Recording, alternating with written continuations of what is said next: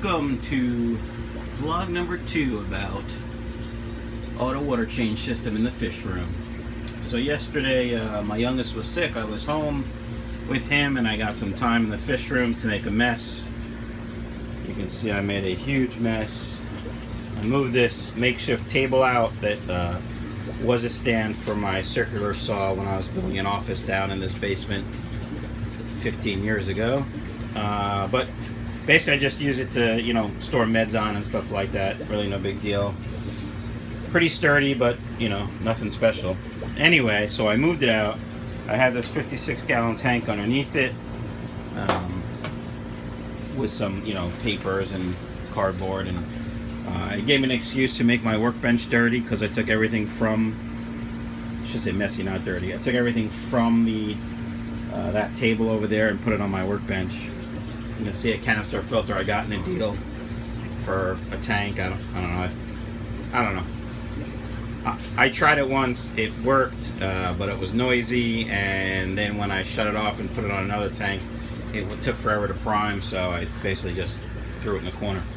Anyway, so what I did is I cut out this insulation and I drilled holes for the tap cons, and then I actually drilled these holes first, put this up there, leveled it, and then marked my holes and realized my tap cons are too short. So I have to exchange those and buy longer tap cons. So that's where we're at right now. When I'm done, I'll secure that up, you know, that insulation up there again.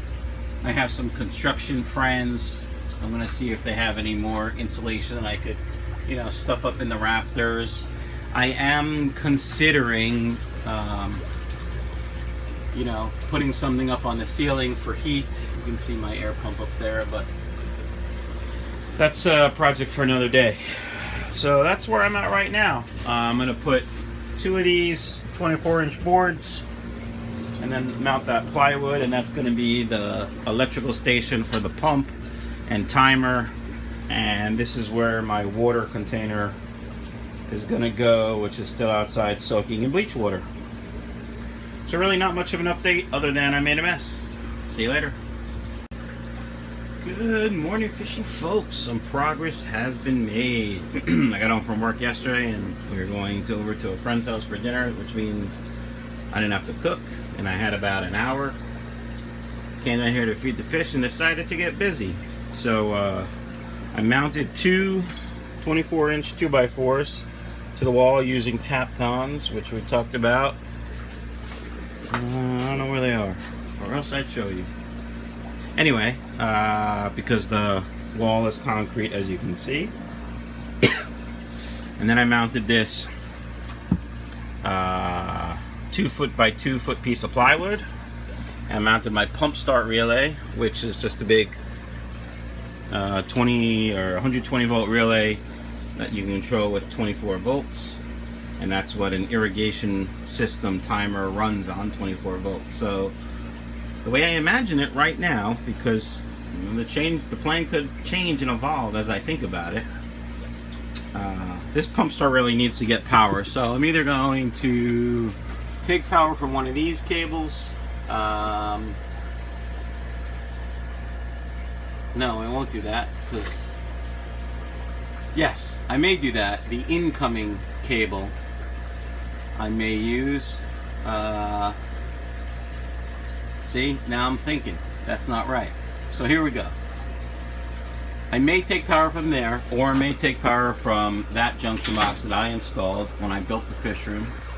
There's nothing wrong with that junction box, people. It just doesn't have a cover on it, which, you know, is really just for decoration. But obviously we mounted them on the ceiling so they didn't get wet. So power will come here to power the pump. When I start wiring this, I'll film a little bit of that so you can see if you're interested. And then the timer will go over here, and the timer will control the pump, but will also control solenoids, which will open and auto water change the tanks. So as an example, down here in this mess is going to be my storage container of water. the pump relay will turn on from the timer. The timer will turn on, the pump relay will turn on, the solenoids will open. When the pump relay turns on, it'll close contacts inside, which will energize the pump. The pump will start pumping.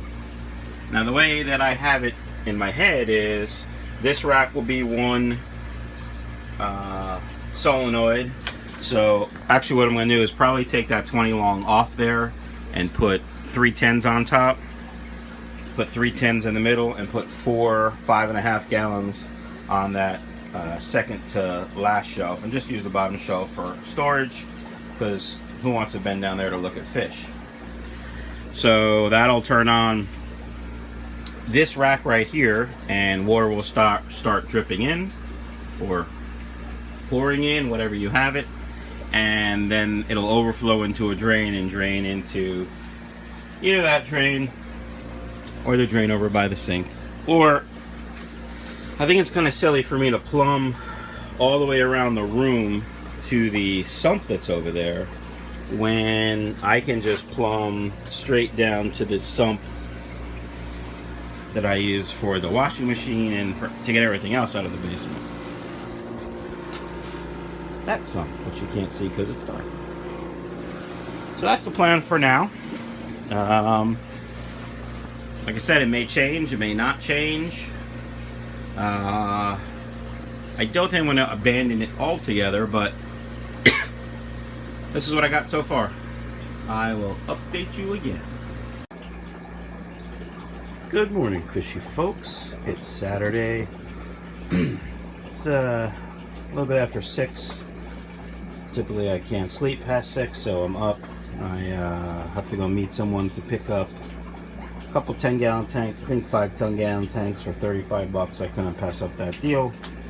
But what you see here is the Basement Watchdog dual float controller.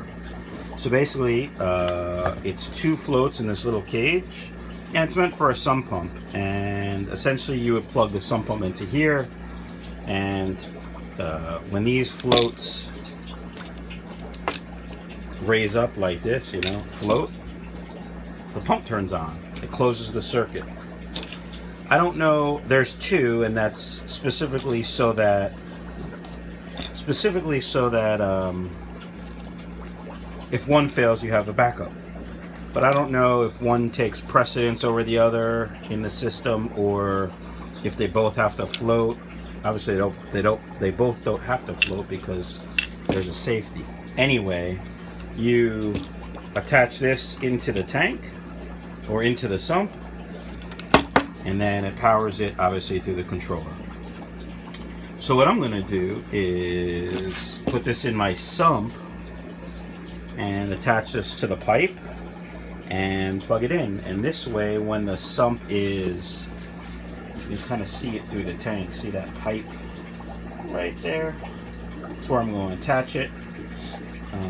And when the water is low, the pump will shut off. I should have actually had this from the beginning, but this is what I'm going to use to control the overflow of water. So in my new system, that sump is going to be where all the water collects and then gets pumped into a drain. So I'm going to go install that now. Alright guys, it's installed. See it right there. I actually used a zip tie. We'll see how it goes.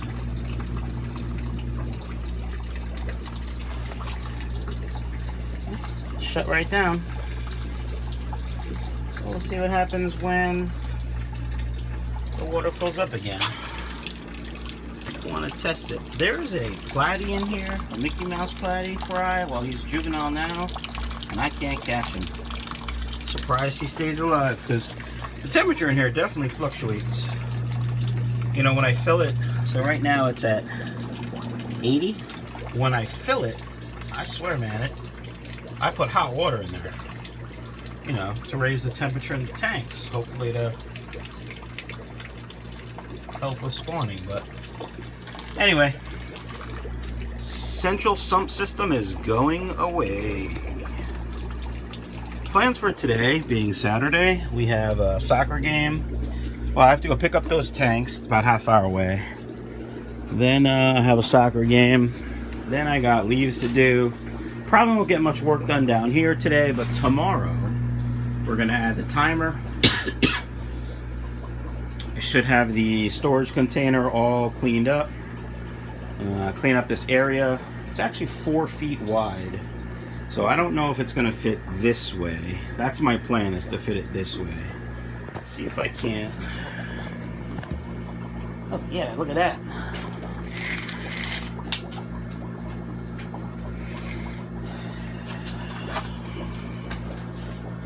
So I'm about 6 inches short from 4 feet. So I really can't move the bench. So I guess I could move the bench all the way out here, move the dehumidifier under the bench. Although it does need to be that high for the drain. So I don't think I can move that rack either. So it looks like it's gonna have to go the long way. You know, like this. It's 42 inches, so it'll come out to here. That's gonna be stupid. When I get it down here, I'll try to finagle it.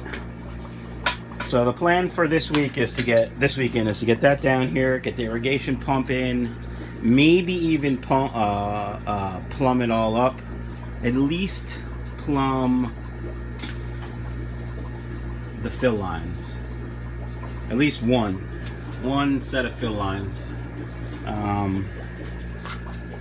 And then this rack, as I said, is going to be, I think, 3 10s on top, maybe 4 5s on top, 3 10s and 3 10s, and then I'll run a drain line back behind my bench, and this will be all on an auto water change system as well. And because I'm starting fresh, I'm probably going to use all drip irrigation. So, you know, basically what that does is I can have a half gallon or 1 gallon emitter or 2 gallon, or there's variable ones too, you know, that you set yourself. So I'm going to have probably a 1 gallon in each of the tanks, and then have the timer come on for an hour, at least once a day in this system. So, you know, the 5 gallons will get a 20% water change daily, and the 10 gallons will get a 10% water change daily. We'll see how that goes. I could always change the emitters if I wanted. That 20 gallon, I think, since I think I'm going to put it on my bench. You know, it's already drilled, so it's not a big deal. But I think I'm going to put it on the bench and maybe do shellies in there, or I might do shrimp. You know, watching L.R. Bretz's fish room tour with Corey and Bob really kind of made me want some shrimp. And then I got this monstrosity over here. Kid at the local fish store, Colin, you should go check out his channel. He doesn't have a lot of content. He's a busy college kid, but he's a good kid who's pretty smart with Africans. Anyway, check him out. But he said he would reseal this for me. I just gotta, you know, tear it down and get it to him, and buy the plastics for it. So, all right, that's enough of me rambling. Hopefully you will see an update with more work done. All right, fishy folks, it's been a busy day in the fish room so far. I got my irrigation pump. It's an Orbit 6-zone, blah blah blah. I was gonna go with the cheap 4-zone. This was about $50. I was gonna go with the $25 version, which is only 4 zones, but you can't run a pump relay off it. So got that. We got the pump relay obviously mounted. I just mounted this, really no big deal. I'm gonna run this actually extension power cord, and I'm gonna plug it into that outlet up there. I just have to wire this so the hot in and then the hot out to the pump. I did buy another Mag 9.5. Lots of PVC parts.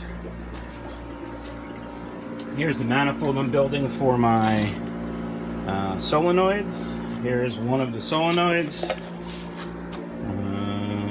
This is going to control a zone. It comes with these adapters, which is nice. And then come back here. I've modified my manifold. It's really messy, I apologize. I even don't like it, and you know, normally that stuff doesn't bother me, but. So there are going to be 3 zones over here. The bottom zone, which is going to be these 2 tanks for now, but eventually tanks on this side probably. Or this zone is going to control over there. The tanks that are, you know, over there, the 70 and whatever is going to be underneath it. And I capped it because I'm probably not going to finish the project today. And if I decide to go ahead and change water, I'm going to need this piping. So you have a ball valve here that will, essentially the water is going to come in from here, go into here, and then go down the pipes. There's already a ball valve inline down there, you know, down this pipe, so I don't have to worry about water just going into the sump. Now, so this ball valve will be closed, the water will come into here, go into this T, and then go whichever way it needs to go. Same thing here, the water will come up and over, drain into this T, and then push to either side when that zone is on. And then same thing up here, the water is going to come in here, this will be closed obviously, the pressure will. Now, here's a problem for me.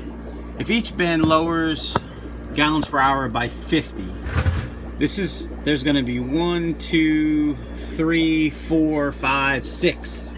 That's 300 gallons per hour. Pushes 950. I still should be okay, because there we have 1, 2, 3, 4, 5. Yeah, we should still be okay. I'm counting out loud. Whether you guys understand or not, I apologize. It's just how I work. I was down here planning this all by myself. Luckily my sons are watching my little guy. My older sons are watching my little guy. My wife's sleeping, she's working tonight. And I'm talking to myself and I'm going, if anyone comes down, they're gonna think I'm crazy. But you can see some of the other things I did here is I offset all of the pipes so that we can get all the pipes up. This was a little tricky because I had to do that. I don't really like that. I may try to move this over a little bit, just a skosh, but not really sure. Right now it's open because if I decide to use the sump again to fill it and drain water, I need them open. I can't forget. Alright guys, that's the update for now.